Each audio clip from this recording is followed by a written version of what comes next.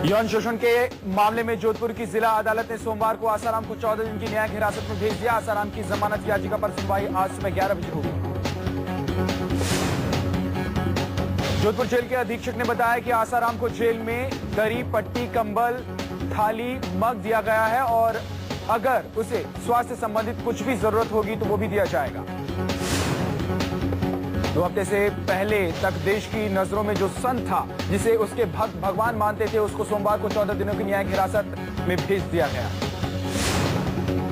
आसाराम की तरफ से वकालत के लिए दिल्ली से जोधपुर पहुंची वकीलों की टीम, पुलिस ने आसाराम की कस्टडी नहीं मांगी थी। आसाराम का झूठ हुआ बेनकाब। आसाराम ने कहा था कि उन्होंने कोई न्यूरोलॉजिकल बीमारी है जिसे जोधपुर के डॉक्टरों ने गलत करार दिया है। इससे पहले पोटेंसी टेस्ट में भी आसाराम फिट पाए गए।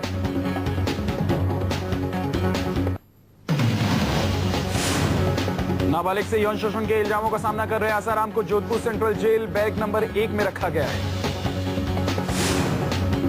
इसी बैरक नंबर 1 में चिंकारा मामले में फंसे सलमान ने भी सजा काटी थी। नर्स भावरी देवी केस में फंसे महिपाल मदेना को भी इसी बैरक में रखा गया था। जेल में दाखिल होने से पहले आसाराम ने अपनी साथ लाई घी से तली पूरियों का स्वाद लिया। आसाराम बैरक के अंदर चारों तरफ घूमते रहे, फिर घंटों दरी पर बैठकर माला जपी। आसाराम रात भर सो नहीं पाए। आसाराम की पूरी रात करवट बदलते निकल गई। सुबह के वक्त आसाराम रोजाना की तरह तैयार होकर दरी पर बैठ गए।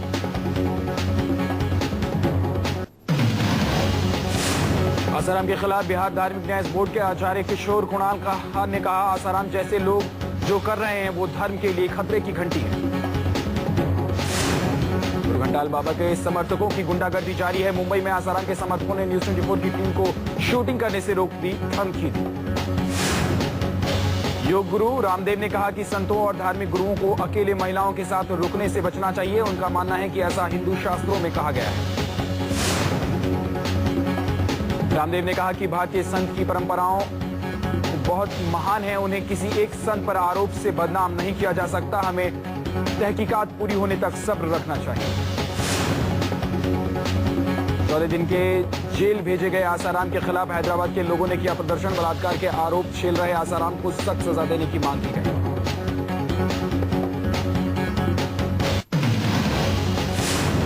चंडीगढ़ में आसाराम समर्थकों के साथ विश्व हिंदू परिषद के कार्यकर्ता भी प्रदर्शन में उतरे। बीएचपी आसाराम की गिरफ्तारी का विरोध कर रहा है। दिल्ली के जंतर मंतर पर आसाराम समर्थकों ने दूसरे दिन भी किया धरना प्रदर्शन। सितंबर से जंतर मंतर पर शुरू किया था धरना। खबरों के मुताबिक उनके सेवादार शिवा को आमने सामने बिठाकर पुलिस ने पूछताछ की। शिवा पर पीड़ित लड़की को आसाराम के पास भेजने का आरोप है। आसाराम को लेकर सियासत गर्माती जा रही है। बीएचपी के एक के बाद एक कई नेता आसाराम के समर्थन में सामने आते जा रहे हैं। नया नाम है अशोक सिंघल का, कहा आसाराम के खिलाफ हो रही है साजिश। कांग्रेस और बीजेपी ने आसाराम मामले पर पल्ला झाड़ा, कानूनी मामला बताकर खुद को बचाने की कोशिश की।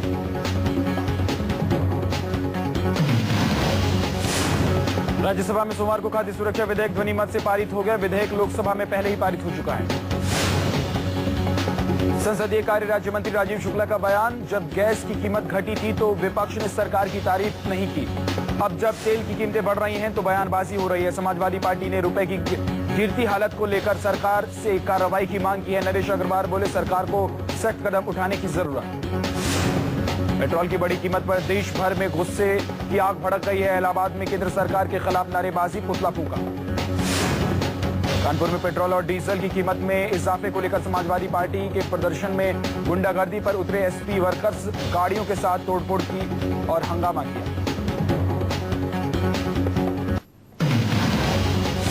UP chairperson Sonia Gandhi medical checkup के लिए अमेरिका रवाना हुई। पीटीआई के मुताबिक सोनिया गांधी के साथ बेटी प्रियंका गांधी भी रवाना हुई। मध्य प्रदेश के छतरपुर में बेकाबू रफ्तार से दौड़ रही बस की चपेट में आने से एक बच्चे की मौत हो गई। सड़क हादसे में बच्चे की मौत के बाद भीड़ ने हंगामा किया, बस को लगाई आग। मध्य प्रदेश के छतरपुर में बेकाबू रफ्तार से दौड़ रही बस की चपेट में आने से एक बच्चे की मौत हो गई। सड़क हादसे में बच्चे की मौत के बाद भीड़ ने हंगामा किया, बस को लगाई आग। बच्चे की मौत के बाद गुस्साई भीड़ ने बस में जमकर तोड़फोड़ की और बस को आग के हवाले कर दिया। मौके पर पहुंची पुलिस ने भीड़ को समझा बुझाकर शांत किया।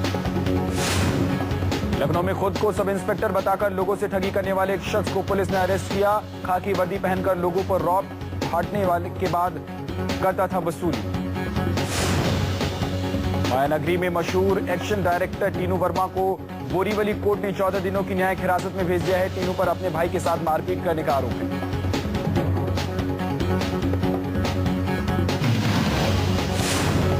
दिल्ली के उपराज्यपाल नजीब जंग 16 दिसंबर से दिल्ली गैंगरेप मामले में नाबालिग को मिली 3 साल की सजा से खुश नहीं है।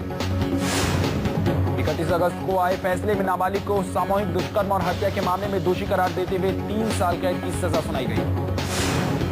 नजीब जंग ने जुवेनाइल से जुड़े कानून में संशोधन पर विशेष जोर दिया। उनके हिसाब से अगर आयु सीमा 14 की भी कर दी जाए तो कुछ गलत नहीं है।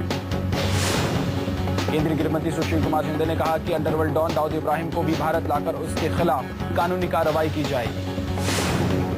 एकजुट आंध्र प्रदेश के समर्थन में आज दोपहर आंध्र में कांग्रेसी विधायकों, एमएलसीज और मंत्री विधानसभा में विरोध प्रदर्शन करेंगे।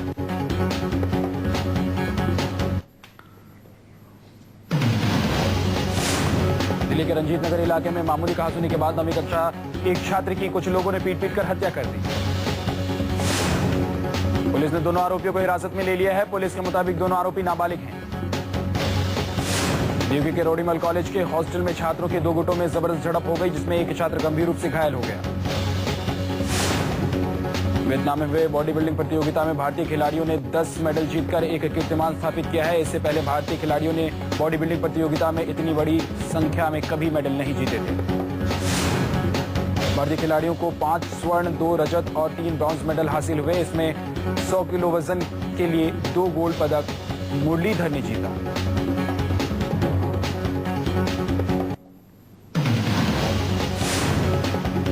उच्चतम न्यायालय आज 2G स्पेक्ट्रम घोटाले में आरोपियों की ओर से दायर एक याचिका पर फैसला सुनाएगा। उच्चतम न्यायालय ने 2G स्पेक्ट्रम घोटाले से संबंधित मुकदमों की सुनवाई उच्च न्यायालय में रोकने का आदेश दिया था। थलसेना अध्यक्ष जनरल बिक्रम सिंह ऑस्ट्रेलिया की 4 दिवसीय यात्रा पर आज रवाना होंगे।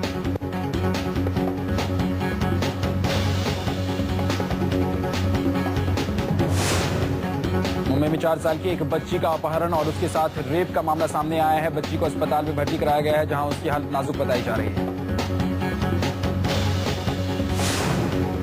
आंध्र प्रदेश के अनंतपुर में एक लड़की के ऊपर एसिड अटैक का मामला सामने आया है। लड़की को एक रिक्शा चालक ने अस्पताल में भर्ती कराया है।